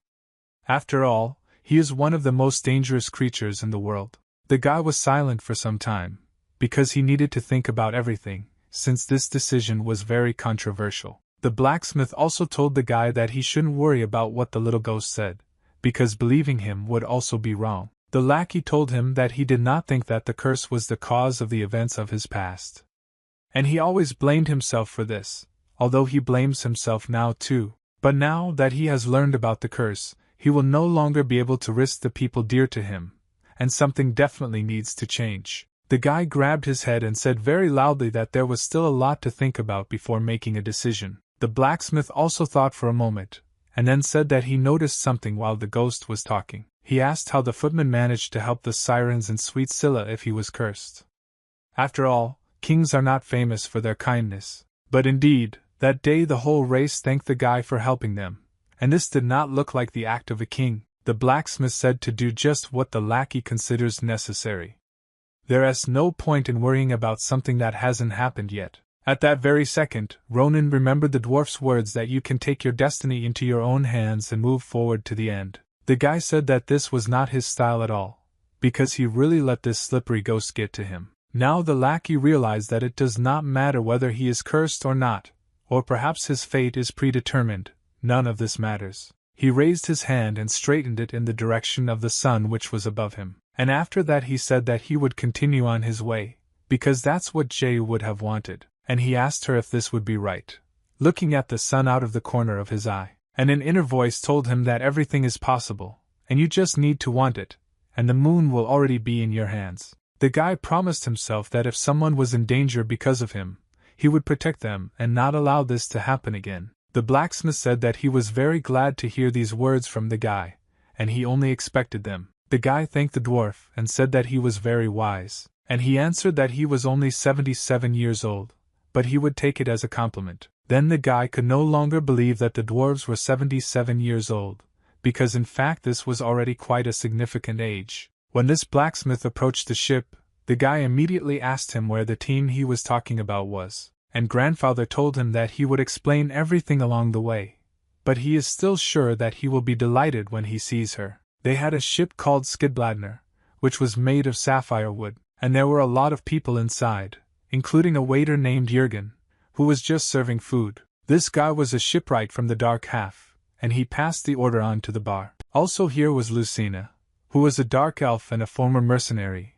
Her boss asked her to take off her armor at work, and she said that she would do this by turning to the princess. But that woman asked her not to call her that, and therefore kindly asked her to stop doing it. A man tried to place an order, and then Tilda answered him. This woman was a bar owner and a former elf princess named Blooming White Rose. Suddenly, someone ran into the bar very quickly, and everyone immediately paid attention to him. When they realized who this was, their expressions became even more surprised. It was Rob, who was a former thief and shooter, tarnished by his pseudonym.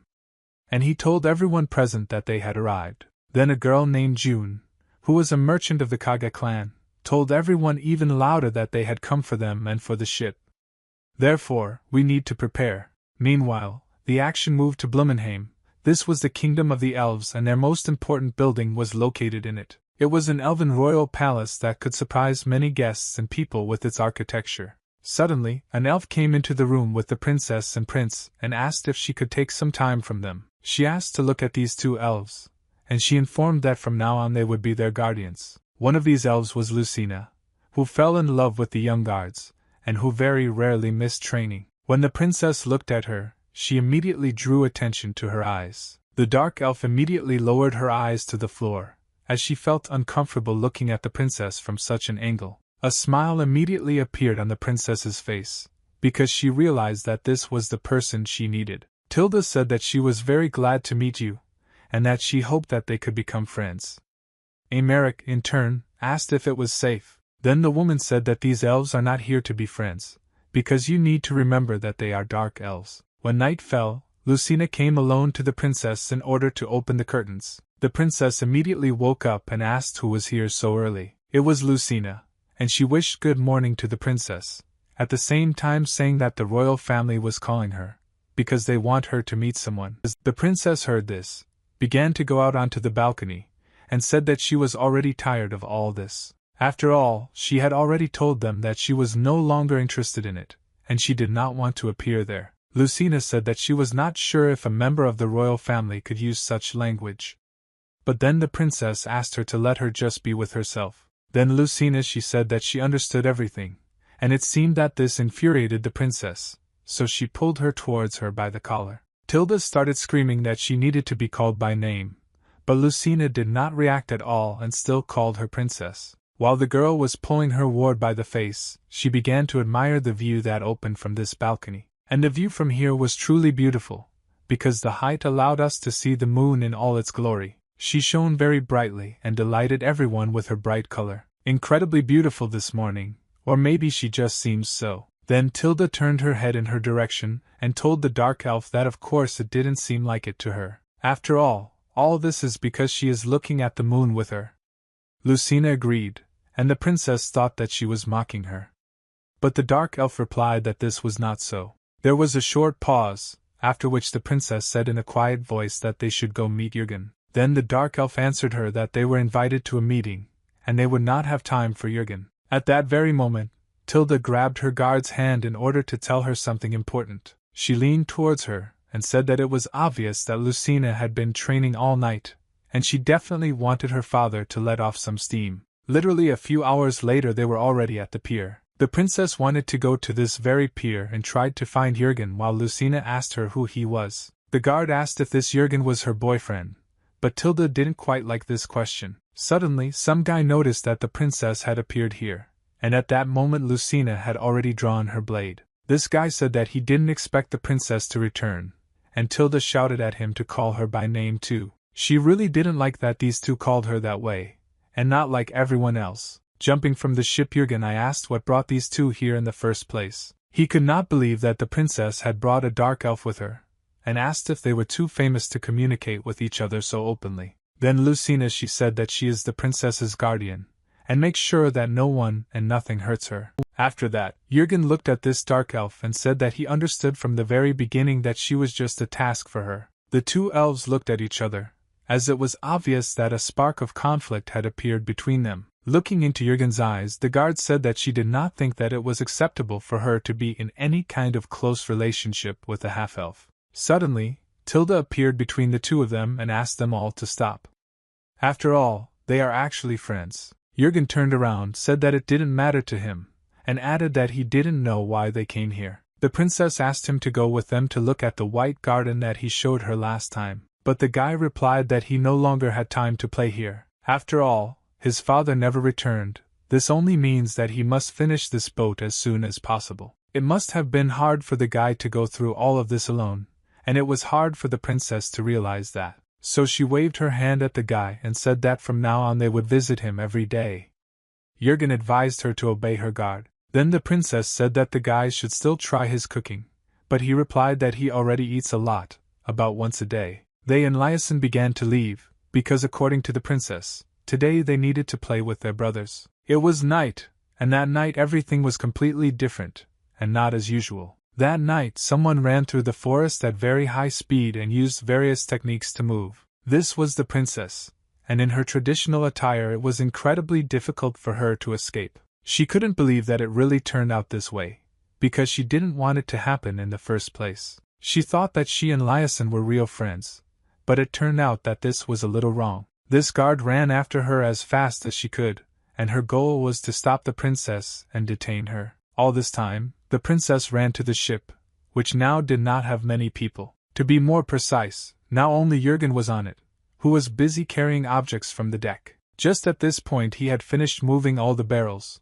and this task was far from easy. He noticed that Tilda was late, and this could mean that something happened to her on the road. But suddenly he heard some sound from the forest, and after a few seconds he saw what was the source of this sound. It was Tilda who used her technique to jump through the leaves of the trees that grew there. Jürgen was delighted that Tilda was able to do this, and he immediately asked the princess what happened. But she didn't answer, and instead of slowly climbing on board, she used a high jump to get there right away. As soon as she climbed in, she told the guy that she managed to break away for a while, but they had to set sail now. The guy asked if she was confident about this, because as soon as he raised the sail, there would be no turning back. The princess told him that there was no other way, and she agreed that in the end they would have no way back. Moreover, she added that she did not see her future here, and therefore it was better for them to sail right now. Suddenly, the two of them heard a sound, and then saw someone land on the deck. It was Lucina, and she said that I can't believe that after all her training,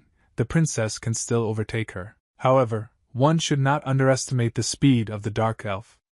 And the girl said that she received the task of returning her back to the palace. Jürgen asked what was going on and asked the princess why she was not on the side of her mistress. The girl didn't know what to say to this, and only turned her face to the guy, giving a command. She told him to raise the sails while she detained Lucina.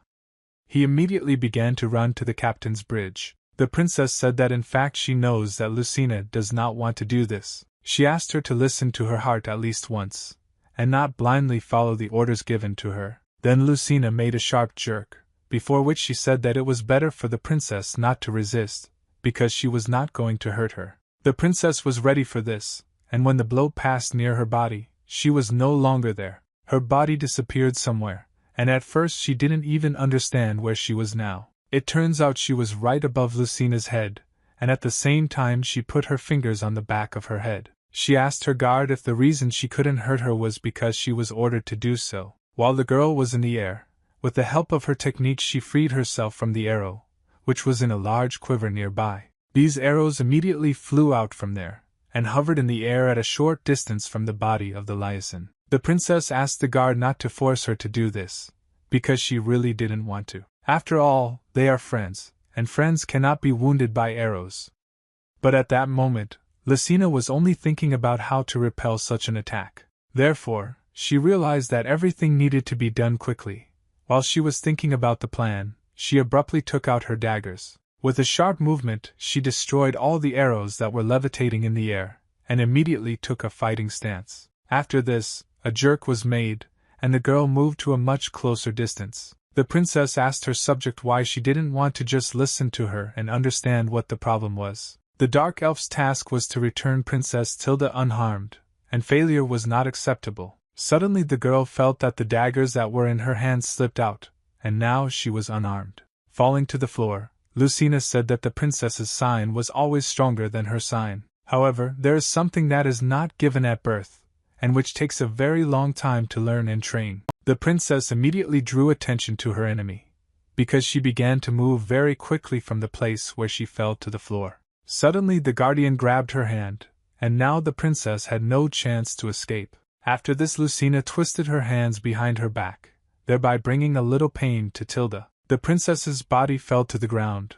and Lucina once again asked her not to resist. She also said that she would now return her back, and from now on everything would be fine. The princess asked her guard for forgiveness. She was truly sorry. After all, in her entire life, Lucina had never been truly free, and in her entire life she never even had the right to choose, and she never chose her future. At that very moment, the ship pushed off from a small pier and began to move away from land. Then Lucina loosened her grip, as she realized that they were starting to move. The princess used this very moment to destabilize the situation and move the guard corps. Her body immediately fell to the ground, and now the princess was on top and could restrict the guard's movement. Lucina asked her to stop, and already began to convince her that she needed to go back right now. But suddenly some drop fell right on her mask, and then the dark elf suddenly fell silent. This drop was the tear of the princess, who said in a trembling voice that she wanted only the best for Lucine, and therefore she asked her to go with her. After all, in her opinion, Lucina herself also wants this, and she just needs to make this decision. Lyacin's entire life, no one had ever cried because of her, and certainly not apologized to her. As dark elves, they have their own duties that they must fulfill. Even as a child, her instructor said that their training would begin soon, and so that in the future they can become guards of the elf clan, they need to train a lot and become more courageous. He also added that weakness is not tolerated here and they need to become stronger, otherwise they will have to face the consequences. The dark elves were forced to train day and night.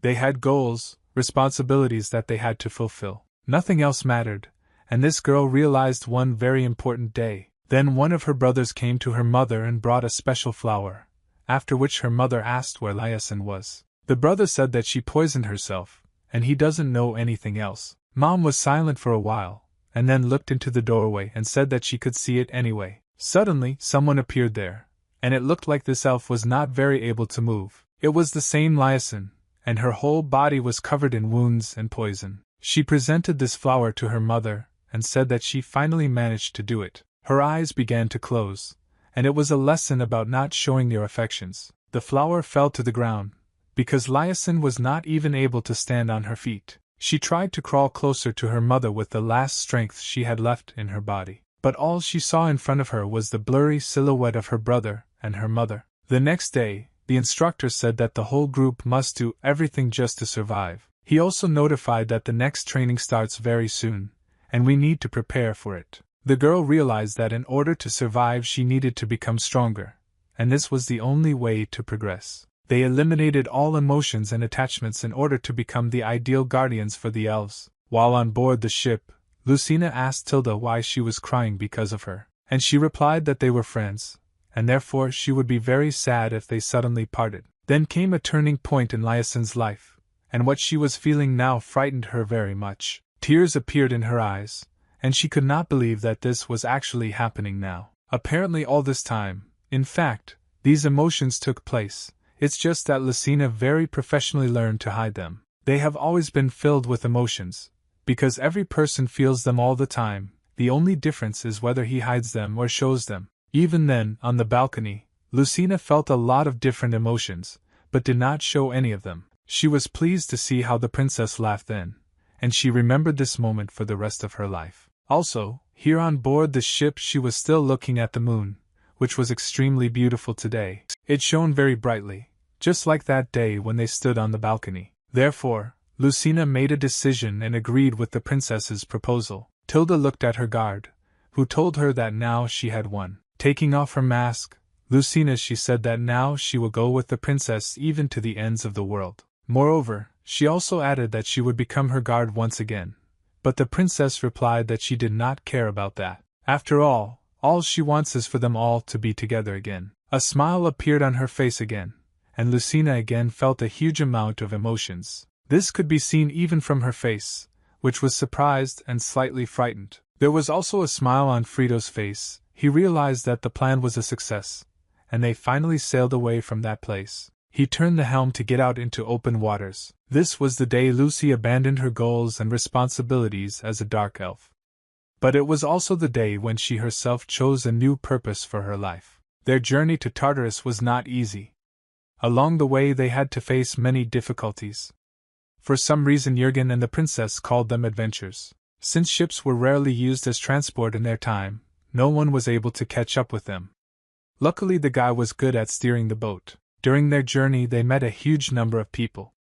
And the princess was always ready to lend a helping hand to everyone. Some of those they met along the way even joined the team and became its honored members. Everyone on board, like the princess, had their own reasons for going to Tartarus, which was known as a criminal and lawless continent. But let's go back to the time when the thief ran into the bar with pistols and was ready to notify everyone. Then he said that they had arrived, and everyone needed to prepare for the fight. Suddenly, behind the back of this man, some entity appeared that told him that he shouldn't have done this. After all, everyone knows that informers get what they deserve very quickly, and they don't live very long. Then everyone got ready, and were ready to mix up the lesson with this sign that no one called. Even the dark elf got ready, despite the fact that she was the furthest from the entrance. This ghost suddenly disappeared, and no one could figure out where he went this time. It was not clear what was happening at all, and how you want to deal with such a situation. Someone said that it is possible for a ghost to use invisibility or teleportation, and perhaps even a combination of these two techniques.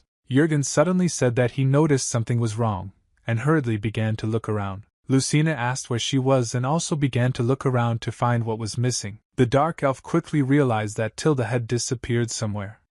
Since there was no one else at the place where she stood, everyone who was now on the ship was trying to find the Tilda, since no one saw where it went. Moreover, everyone, including Jurgen, could not understand how they managed to take her, without even entering the battle. Suddenly the killer turned to Jurgen and said that he had a couple of questions for him. The man asked the bartender where his girls were now, and he already began to have suspicions. He told him that they went to the doctor again, and this is all the information he has. Then the killer asked why this happened again.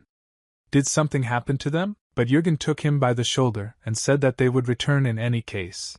And now there is another task. Jurgen told him that he needed to leave, and he answered with a nod. After this guy turned to Lucy and said that they should be somewhere nearby, so they need to move out now. Suddenly, everyone who was inside heard someone's footsteps approaching the front door. Some boy came in there and said it was time to rock this party. But Jurgen and Lyason silently walked out through those very doors, completely ignoring the guest. The two of them were preparing for a responsible battle, so they could not afford to react to such trifles. Lucina showed no emotion on her license, although she was actually worried that the princess had suddenly disappeared. The guest who came into the bar said that he would then pour his own drinks and pay the owner later. The girl who remained inside realized that these two had problems, but no one even moved to help, so she wondered what to do. Meanwhile, the action moved to the forest, where there were now a very large number of people. In the bushes were Cecilia and Albion, who were brother and sister of the Midnight Mass Guild. And the girl said that she sees fear, anxiety, confusion, and anger. The colors of these sensations were visible to her very clearly, and this helped her analyze the situation. Well, her brother told her that this was expected, especially considering the situation that developed there. Suddenly, someone else approached the couple and said that he was pleased with the work done. It was Sonoblat, the executioner from the Guild of the Master of the Midnight Mass, and he told the couple that this was how it should be. He turned to one of his assistants to ask if there was any target in the air. But Nathaniel, nicknamed the Demonic Wings, who were the angelic guard, descending from heaven, said that everything was empty. He landed down, and was about to say something, since he had a few questions. Therefore, this man asked the executioner if this was not too much, because they should first try to negotiate. After all, they are still members of the royal family, but they behave like barbarians. In his opinion, they should behave appropriately, but the executioner did not listen to this, and immediately used one of his techniques on him. All he had to do to shut this guy up was wave his one finger, and then Nathaniel found himself in an orange ball, and began to levitate a little at a short distance from the earth. And the executioner told him that this man was putting him in an awkward position in front of the guests, and it was better for him to just shut up. Nathaniel answered him something, but he interrupted him, saying that they are not going to kill innocent people. Suddenly, Someone asked the executioner to pull himself together, and then immediately turned around to see who said it. It was a small team of elves who said that they were here to complete an important task. The executioner sighed heavily and turned his head again, looking straight. Stitch appeared very close, who was the guardian of the midnight mass. When he appeared, the executioner immediately destroyed the ball in which Nathaniel was located, and a second later he fell to the ground very suddenly, and the executioner began to approach the Stitch. Cecilia and Albion approached their brother to ask if he was okay now. He thought for a bit, and said that everything was fine with him, despite the fact that at that moment, he was tormented by doubts. Executioner, he said that he was glad that Stitch was back, because they had been waiting for him for a very long time. But the Guardian of Midnight Mass said the job was well done, and he was pleased with how things were going. After this, the executioner looked at the man who was not far from the tree and said the following phrase. He said that he believed the legends that the famous elf princess was actually a beauty. There were tears in her eyes, and it was clear from her gaze that sooner or later she would attempt to escape. Suddenly, from behind the executioner, someone came up and asked how Tilda had been chewing all this time. This character asked if she was done playing this fake family. It was Tilda's brother Amaric, and he told her that it was time to return home. The ship was still standing near the shore, despite the fact that the main battle took place in a completely different place. The princess's brother said that he hoped that she understood that resisting now was completely useless. He also said that once she ran away, she left absolutely everything to him, although she knew that he would have to go through a very large number of problems. Therefore, brother asked not to aggravate her situation again. Suddenly the executioner heard something from the side and felt unsafe. Then he turned his body to see the source, and to put it mildly, he was a little surprised. The princess also realized that perhaps they would save her, because very close to her there were already friends. It was Jürgen together with Lyason, and the two of them ordered everyone to release the captive, otherwise they would face reprisals. Not far from them,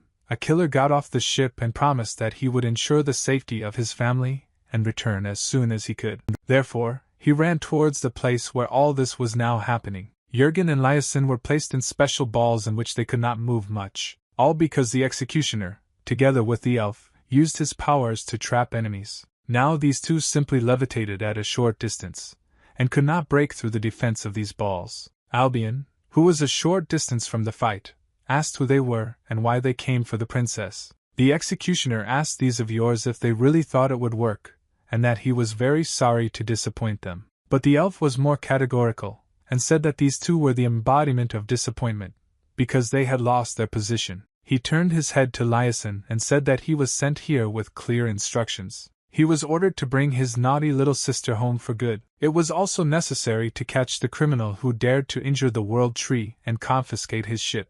But he was also given another task about Lyason, and in his opinion it was the most interesting. His gaze became more angry, and he told the Dark Elf that a traitor like her would have to die here, on this godforsaken continent. Moreover, he mentioned that Lucien's brother was most likely very disappointed in her. At that moment, Tilda and Lucien looked at each other and just looked into each other's eyes for a few seconds, after which the Dark Elf said that she would not allow the elf to interfere with the princess. At the same time, squeezing her hand and creating energy around it, she said that in the end, she is still the guardian of this princess, and at the same time, a small dart appeared behind her. This dart pierced her body near the shoulder, and passed through it with ease. The elf at that moment did not understand what she had done at all, and how she managed to find a dart somewhere. But within a second, part of this dart flew almost to his face and splashed a little blood on him. Everyone who was nearby was very surprised by what had just happened, because it was obvious that if the elf had not reacted,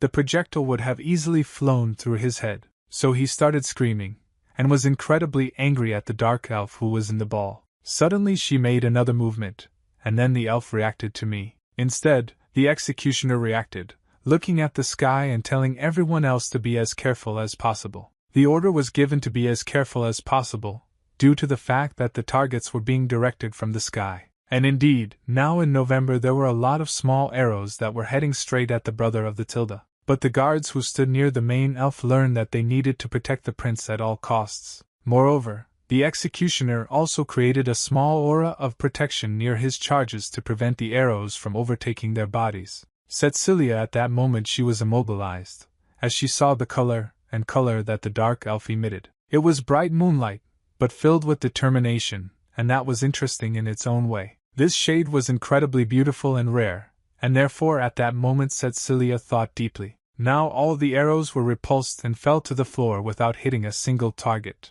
The executioner turned to his charges to ask me if anyone was injured, after which he looked again at the dark elf. The guy who was now immobilized could not believe that the dark elf had planned everything. A second later, Tilda's brother approached her, and he didn't seem to be in a particularly positive mood. He began to shout that the dark elf was an insignificant fool, and soon she would pay for her actions. Even though she didn't react at all, the elf still called her a pathetic brat. He didn't like the fact that such a weak elf like she dared to attack him so brazenly. He began to come closer to the bubble and asked the dark elf how she even dared. Then he began to use his power, and said that he wanted to make sure that she would get the full amount for all this. He channeled this energy, and added that he would now show the elf where her real place was. Her body was tormented by energy, but she was still conscious. Everyone who watched this had different reactions, and the most impressed was Jurgen. Blood began to flow from the dark elf's mouth, and she slowly began to lose consciousness. For some reason, there was a boat near the shore, but its owner was not near it. Two men who were fishing came closer, and one asked his friend where this boat was even from. He answered him that he only saw several people run away into the forest, and the second one didn't like that they scared all the fish here. But then his friend suggested that at least they could sail away on this boat. Meanwhile, the dark elf's entire body was torn, and blood flowed from open wounds. She was really very ill, and had very little strength left just to stand on her feet. Jurgen, who was still in the bubble, shouted at Lyasin to hold on with all her might. Elfa looked at the body of this girl, and it was clear from his face that he was angry. Even though there was blood all over her face and the rest of her body, that wasn't enough for him. He asked the dark elf if she really thought that if she put on the tiara, she could change something. He recalled that she is a dark elf born at the very bottom of Blumenheim, and raised in the moon's shadow. He focused all the energy on his hand.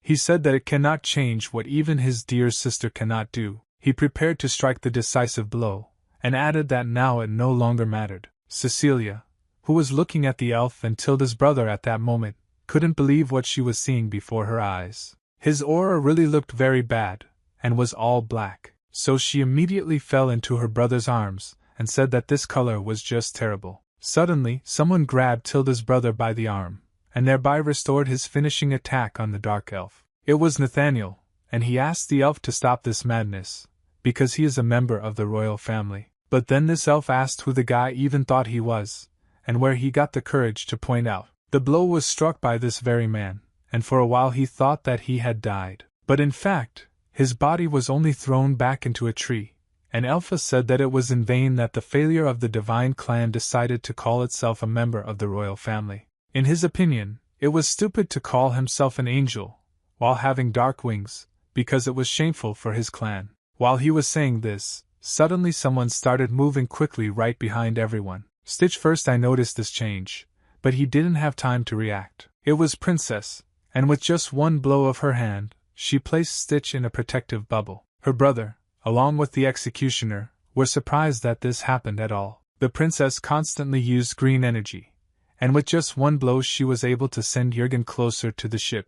By that time, the brother still did not understand what to do in such a situation, and was stunned. He asked who allowed this to happen in the first place, and then it dawned on him. He took one of the daggers that were released and said that now he understood everything. Yes, the attack from the sky that happened before was just a diversion, and with the help of one of these projectiles her bonds were damaged, and she was able to free herself. And the princess turned out to be just as fast as her brother said, and she carried out the attack before they even had time to react. The brother ordered the executioner to stop admiring his sister, and just bring her back now. They began to move closer to the ship, because they realized that the princess was most likely already there. By that time, Jurgen had already landed and was heading towards the ship. He noticed that the princess was very close and asked if she was okay. Lyasin's body in her hands, which was no longer breathing, but it was still not clear whether there was life energy in her body. At that moment, the princess was enveloped in memories, and she could not get away from them. But she remembered how she and her brother played a card game with a dark elf. Then everyone was having fun, and everyone was laughing, Obviously no one understood what this would lead to in the end. Tilda burst into tears, because she was so naive, thinking that nothing would ever change. Clear to her that they would no longer be able to share all these moments with each other. Jurgen was also depressed, because during all this time they spent with the Dark Elf, he had already become very accustomed to her. Suddenly, someone approached their ship, and the small group immediately turned their attention to the guests. Tilda's brother was there along with the executioner, and it looked like they were serious. The princess looked at her brother, and said that I was sorry that he had to come all the way here. But they will not come back anymore, because according to Americ, she already has a fake family here, and that is where they belong, and where the princess herself belongs. It didn't matter to her who would come for her family, because they had enough strength for everyone. Moreover, the princess did not care what these enemies would do to her or everyone else. Looking at her brother, she also added that they could never break their bond, because they are a real family, united by time and ready for challenges.